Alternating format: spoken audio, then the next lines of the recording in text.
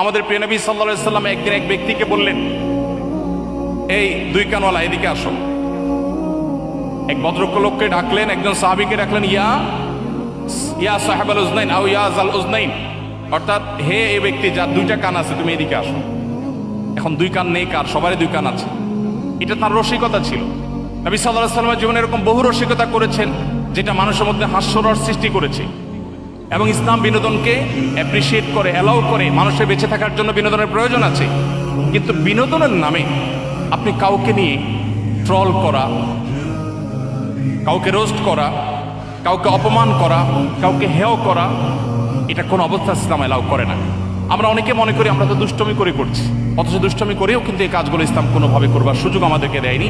এবং এইভাবে একটা সমাজে মানুষের মধ্যে অন্যের ক্ষতি করার বিষয়টি যে অপরাধ, সে ধারণায় আস্তে আস্তে বিলুপ্ত করে ফেলে। এই জন্য একজন মুসলিম তরুণ কোনো অবস্থাতে কাউকে নিয়ে ট্রল, ব্যঙ্গ, বিদ্রুপ করতে পারেন না।